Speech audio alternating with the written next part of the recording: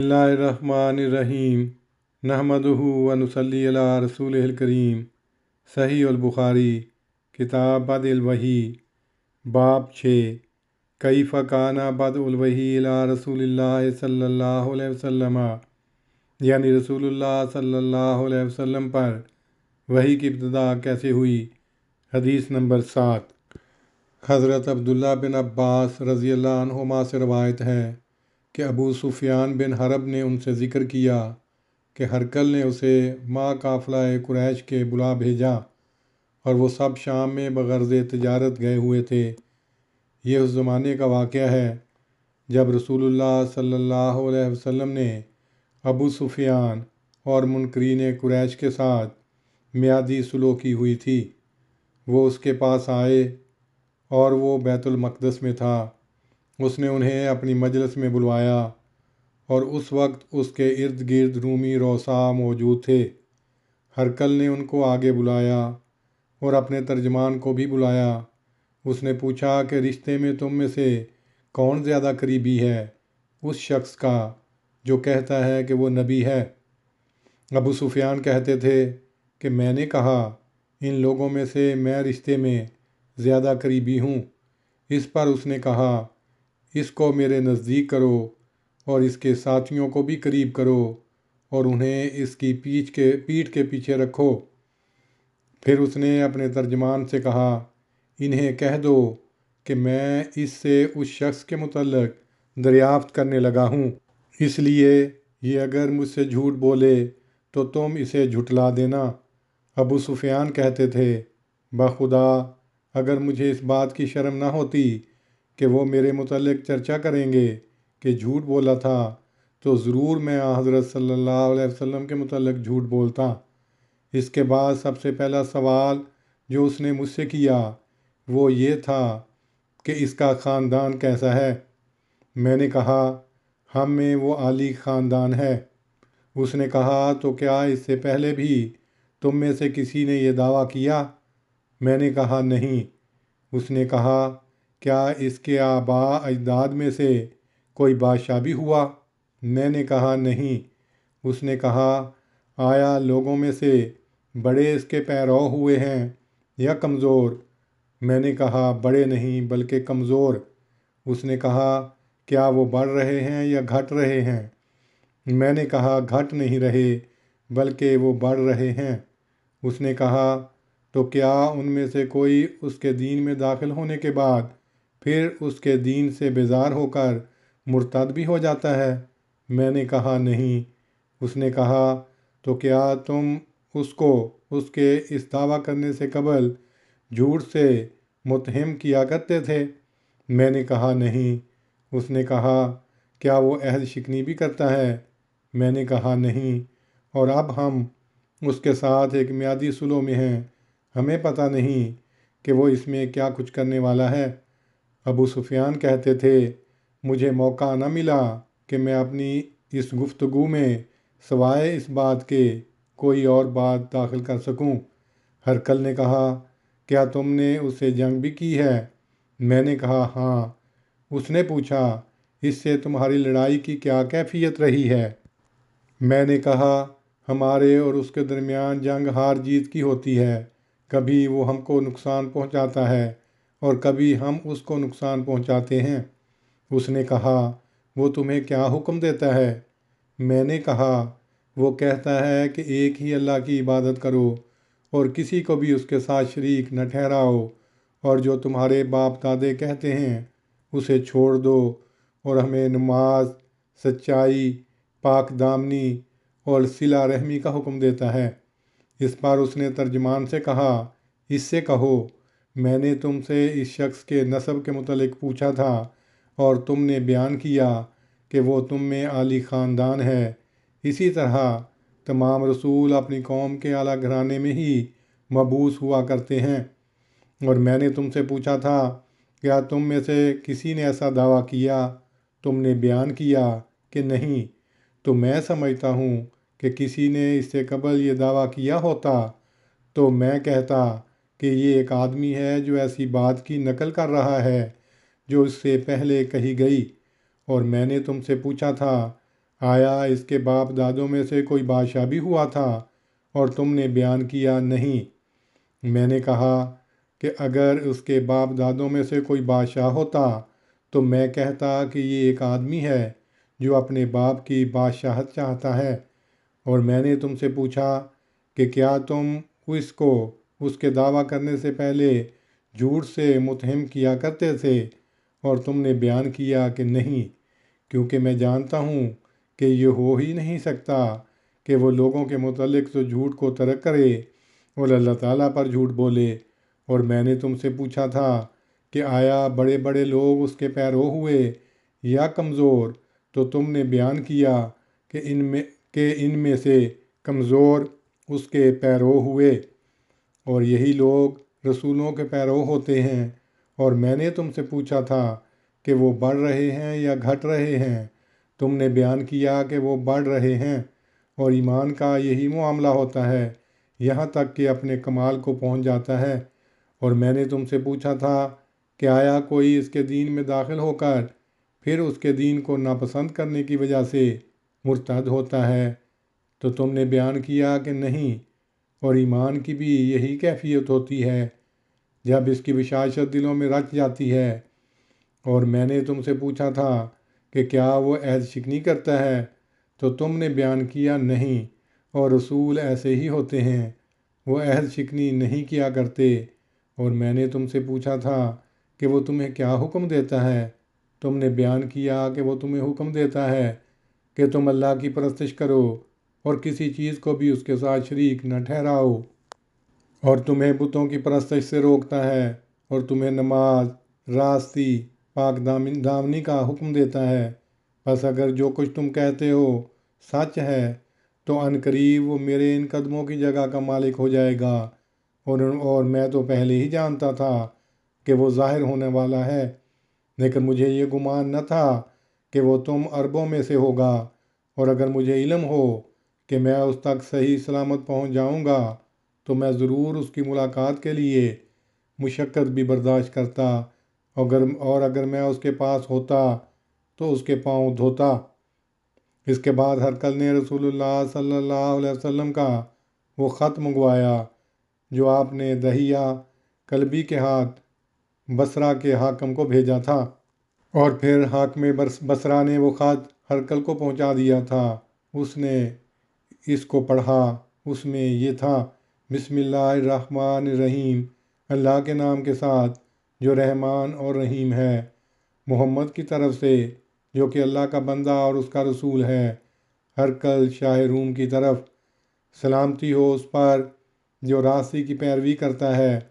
اس کے بعد میں تجھے اسلام کی دعوت دیتا ہوں، مسلمان ہو جا تو سلامت رہے گا، اللہ تجھے تیرا اجر دوہرا دے گا، اور اگر تو نے منہ پھیرا تو یقیناً تیری رعایا کے گناہ کا وبال بھی تجھ پر پڑے گا۔ اے اہل کتاب، آؤ اس بات کی طرف جو ہمارے اور تمہارے درمیان مشترک ہے، وہ یہ کہ ہم اللہ ہی کی عبادت کریں اور اس کے ساتھ کسی کو بھی شریک نہ ٹھہرائیں، اور نہ ہم اللہ کے سوا ایک دوسرے کو رب سمجھیں۔ پس اگر وہ اس سے روگردانی کریں تو تو انہیں کہہ دے، گواہ رہو کہ ہم اللہ کے فرمانبردار ہیں۔ ابو سفیان نے کہا، جب ہرقل جو کچھ اس نے کہنا تھا کہہ چکا اور خط کے پڑھنے سے فارغ ہوا تو وہاں بہت شور ہوا اور آوازیں بلند ہوئیں اور ہمیں وہاں سے نکال دیا گیا۔ جب ہم نکال دیے گئے تو میں نے اپنے ساتھیوں سے کہا، ابو کبشہ کے بیٹے کا معاملہ اہمیت اختیار کر گیا ہے، اس سے تو رومیوں کا بادشاہ بھی ڈرتا ہے، اور مجھے اس وقت سے یقین ہو گیا تھا کہ آپ ضرور غالب ہو جائیں گے، یہاں تک کہ یہ وقت آیا جب خود اللہ نے مجھے اسلام میں لا داخل کیا۔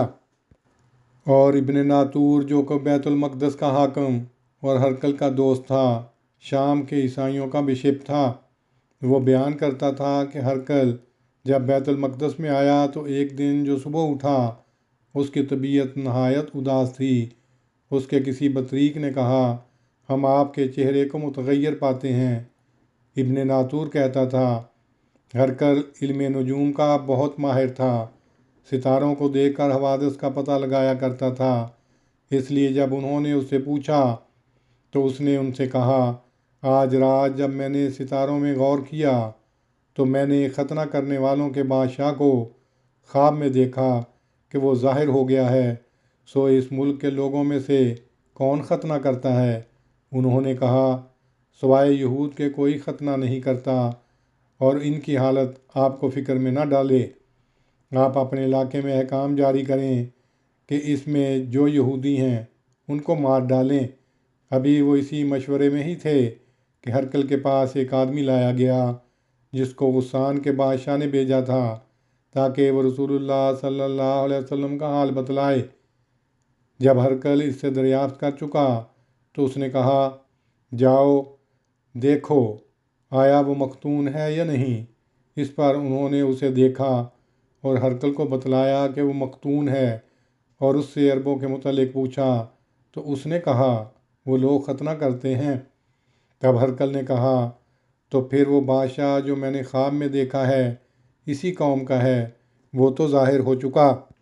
اس کے بعد ہرقل نے اپنے ایک دوست کو جو روم میں تھا اور علم میں اس کا ہم پایا تھا اس کے متعلق لکھا، اور ہرقل نے حمص کی طرف کوچ کیا، اور ابھی حمص نہیں گیا تھا کہ اس کو اس کے دوست کا خط ملا کہ وہ نبی صلی اللہ علیہ وسلم کے ظاہر ہو جانے کے متعلق اس سے متفق ہے، اور یہ کہ وہ یقیناً نبی ہیں۔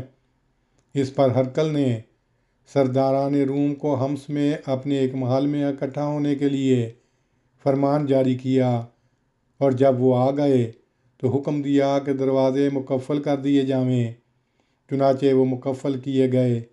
اس کے بعد وہ اوپر سے جھانکا اور کہا، اے رومی لوگو، کیا تمہیں اپنی بہبودی اور بھلائی کی خواہش ہے، اور کیا تم چاہتے ہو کہ تمہاری بادشاہت قائم رہے؟ تو پھر تم اس نبی کی بیعت کر لو۔ اس پر وہ دروازوں کی طرف جس طرح جنگلی گدھے بھاگتے ہیں بھاگے، مگر انہوں نے دروازوں کو بند پایا۔ جب ہرقل نے ان کی یہ نفرت دیکھی تو ان کے ایمان سے مایوس ہو گیا، تو اس نے کہا، انہیں میرے پاس واپس بھیج دو، اور کہا، میں نے جو بات ابھی کہی تھی وہ تو اس لیے کہی تھی تا میں آزمائش کر لوں کہ تم اپنے دین میں کہاں تک مضبوط ہو۔ سو میں نے یہ بات دیکھ لی۔ تب وہ اس کے سامنے سجدہ بجا لائے اور اس سے راضی ہو گئے، اور یہ ہرقل کی آخری حالت تھی۔ اب اس حدیث کی تشریح کا کچھ حصہ پڑھا جائے گا۔ مکمل تفصیل کے لیے دیکھیے صحیح بخاری حدیث نمبر 7۔ میعادی صلح سے مراد صلح حدیبیہ ہے، جس سے قریش مکہ اور حضرت صلی اللہ علیہ وسلم نے 10 سال تک لڑائی بند رکھنے کا معاہدہ کیا تھا۔ اس عرصے میں حضرت صلی اللہ علیہ وسلم نے بیرونی ممالک کے بادشاہوں کو دعوت اسلام کے خط لکھے، جن میں سے ایک خط ہرقل کے نام بھی تھا۔ بوقت صلح ابو سفیان مکہ مکرمہ میں موجود نہ تھا۔ اسلامی تاریخ میں ابو سفیان کی مذکورہ بالا روایت مشہور اور مستند ہے۔ علامہ طبری اور دیگر مورخین نے بھی مختلف راویوں کی سند پر اسے کسی قدر لفظی اختلاف کے ساتھ نقل کیا ہے۔ ابو سفیان جو ایک لمبے عرصے تک حضرت صلی اللہ علیہ وسلم کے خطرناک دشمن رہ چکے تھے، وہ ایسا واقعہ بیان کرتے ہیں جو ان کے ساتھ گزرا، اور امام بخاری رحمۃ اللہ علیہ کو سنانے والے راوی بھی ثقہ ہیں، یعنی ابو الیمان حکم بن نافع حمصی۔ ایسا ہی شعیب بن ابی حمزہ قریشی اموی بھی بہت ہی ثقہ راوی ہیں جن سے ابو الیمان نے سنا۔ پس اصول روایت کے اعتبار سے اس حدیث کی صحت کے متعلق کوئی شبہ نہیں ہو سکتا۔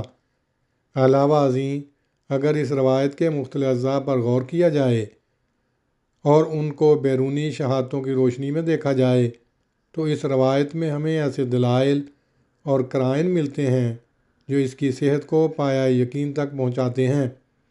مثلاً ابو سفیان کا یہ بیان کہ اس نے ہرقل سے بیت المقدس میں صلح حدیبیہ کی میعاد کے زمانے میں ملاقات کی۔ رومانی تاریخ اس بات کی تصدیق کرتی ہے کہ اس عرصے میں ہرقل بیت المقدس حج کے لیے آیا ہوا تھا۔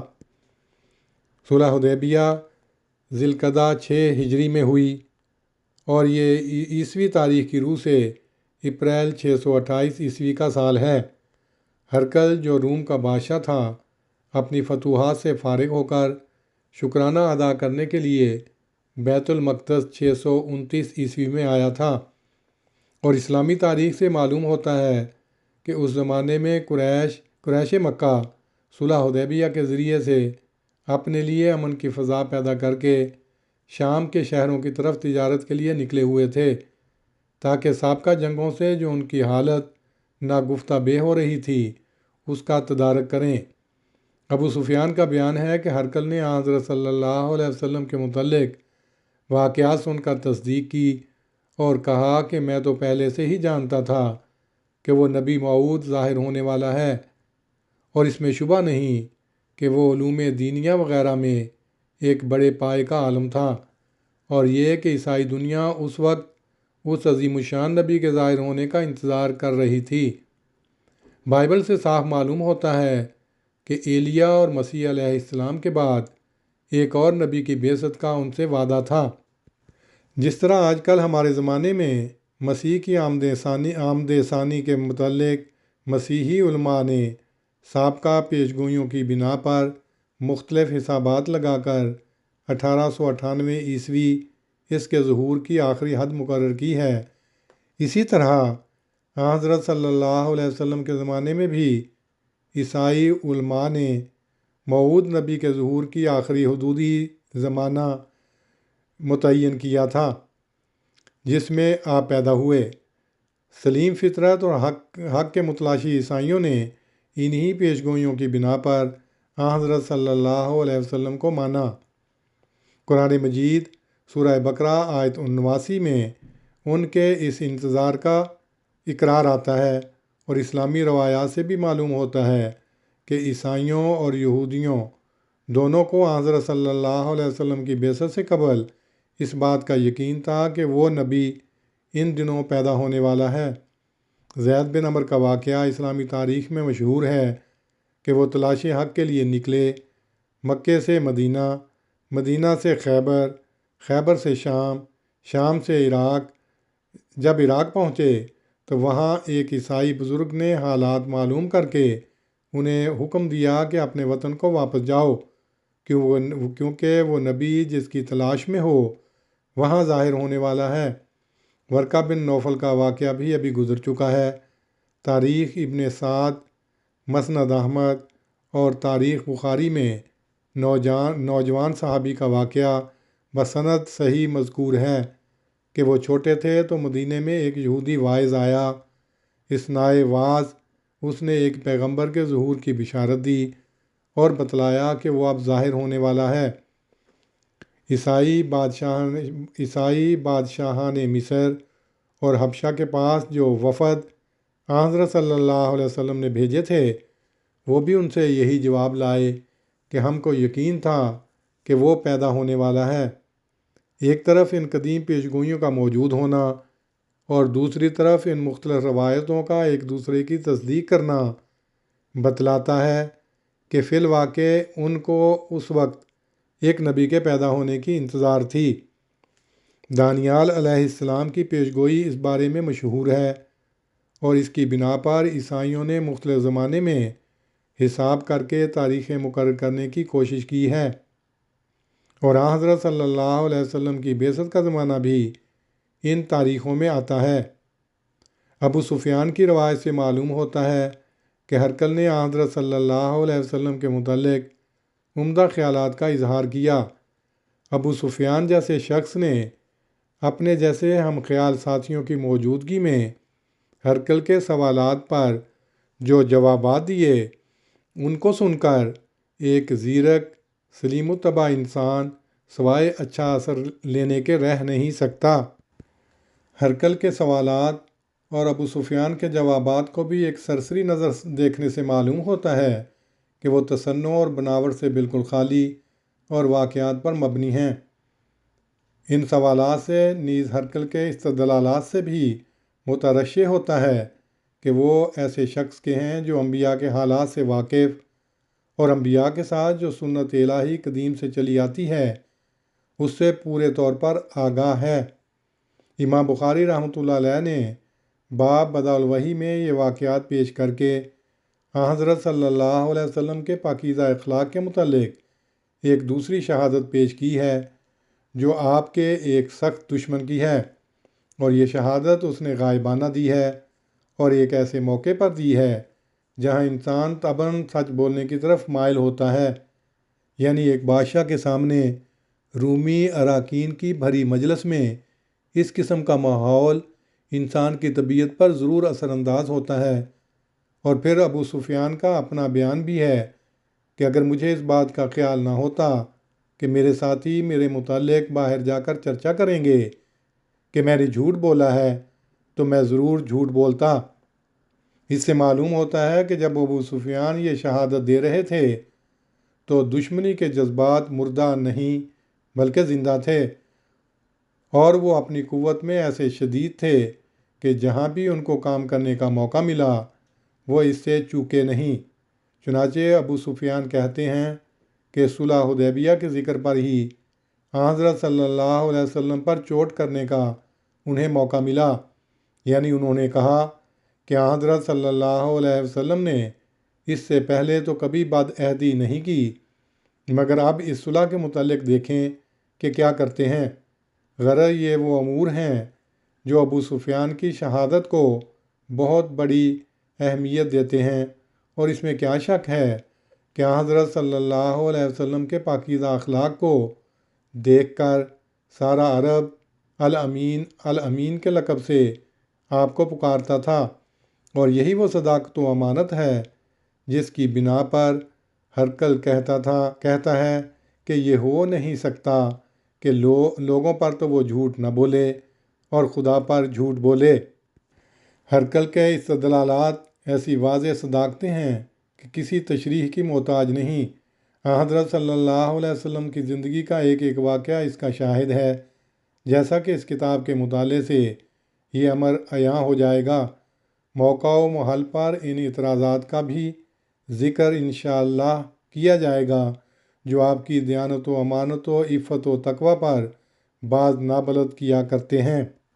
پھر کچھ آگے جا کر لکھا ہے کہ ہرقل نے آخر میں جو عقیدت مندی کا اظہار کیا ہے کہ اگر میں اس کے پاس ہوتا تو اس کے پاؤں دھوتا، اس پر یہ اعتراض کیا جاتا ہے کہ ہرقل اگر ایسا ہی عقیدت مند تھا تو پھر اس نے مسلمانوں سے جنگیں کیوں کیں، بلکہ جنگ تبوک کی لڑائی میں اس نے حضرت صلی اللہ علیہ وسلم کے مقابل پر فوجیں بھیجیں۔ اس کا جواب مختصر یہ ہے کہ اول تو اس روایت میں اس کی اس وقت کی قلبی حالت کا ذکر کیا گیا ہے جس کا اس نے اظہار کیا، اور یہ حالت بالکل طبیعی ہے۔ پیش گوئی کے مطابق وہ غیر معمولی حالات میں فتح مند و کامیاب ہوا۔ اس کی معنویات شکر اور تواضع کے احساسات سے لبریز تھیں۔ علاوہ ازیں اس روایت میں یہ نہیں کہا گیا کہ ہرقل کی وہ حالت عقیدت مندی آخر تک قائم رہی، اور ہو سکتا ہے کہ اچھا خیال رکھتے ہوئے بھی سیاسی حالات کی وجہ سے کوئی شخص اپنی قوم کی مرضی پورا کرنے کے لیے مجبور ہو۔ بہت سے لوگ ہیں کہ ایک بات کو اچھا یا برا یقین کرتے ہیں، مگر اس کے کرنے یا نہ کرنے میں وہ اپنی قدیم عادت یا قومی روایات کے تابع ہوتے ہیں۔ پھر قطع نظر اس سے جب ہم ہرقل کی ان جنگوں کے حالات پڑھتے ہیں تو دیکھتے ہیں کہ وہ مسلمانوں کے مقابل پر کبھی نہیں نکلا۔ غزوہ تبوک کی اصل وجہ یہ تھی کہ رومی بڑے لاؤ لشکر کے ساتھ حملہ کرنے کی تیاری کر رہے تھے، مگر جب آپ صلی اللہ علیہ وسلم وہاں پہنچے تو کوئی لشکر مقابلے پر نہ نکلا، اور ما بعد کی لڑائیوں میں بھی ہرقل ہمیشہ پیچھے رہا، مقابلے کے لیے کبھی نہیں نکلا۔ اس کے کئی ایک وجوہ ہو سکتے ہیں، مگر سب سے بڑھ کر وجہ یہ ہے کہ وہ آپ صلی اللہ علیہ وسلم کا مقابلہ نہیں کرنا چاہتا تھا اور لڑائی سے عمدن پہلو تہی کر رہا تھا۔ چنانچہ عیسائی مورخوں نے بھی اس کو ملزم گردانا اور کہا ہے کہ ایک باعث ان شکستوں کا خود ہرقل ہے۔ گبن بھی اس کو زوردار الفاظ میں متہم کرتا اور کہتا ہے کہ ان جنگوں میں اس کی غیر موجودگی عمدن تھی، اور کہتا ہے کہ بجائے اس کے کہ وہ ان ملکوں کو بچاتا، اس نے خامخواہ ایک نئی بحث چھیڑ کر تمام ملکوں کو ایک دینی انشقاق میں مبتلا کر دیا تھا، یعنی یہ بحث کہ مسیح میں دو مختلف طبیعتیں ہیں، ناسوتی اور لاہوتی، اور مشیت ایک ہی ہے یعنی الہی۔ یہ بحث قطعاً بے وجہ نہ تھی، بلکہ وہ حضرت صلی اللہ علیہ وسلم کی دعوت توحید سے متاثر اور حضرت صلی اللہ علیہ وسلم اور آپ کے اتباع کے مقابل پر عمدن آنا نہیں چاہتا تھا۔ اسلم تسلم کی انظاری پیشگوئی کے نتائج سے یقیناً ہراساں تھا۔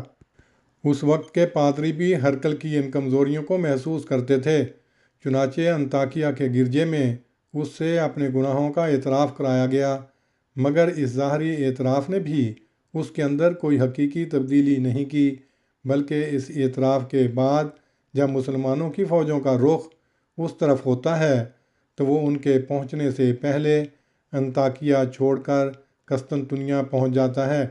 اس سے اسلامی تاریخ کی یہ روایتیں زیادہ تقویت پاتی ہیں کہ وہ حضرت صلی اللہ علیہ وسلم کی دعوت سے در حقیقت مرعوب تھا اور حق کو پہچانتا تھا، مگر اپنی قوم سے ڈرتا تھا اور ان کا مقابلہ کرنے کی طاقت نہیں رکھتا تھا۔ اللہم صلی علی محمد وعلی آل محمد کما صلیت علی ابراہیم وعلی آل ابراہیم انک حمید مجید۔ اللہم بارک علی محمد وعلی آل محمد کما بارکت علی ابراہیم وعلی آل ابراہیم انک حمید مجید۔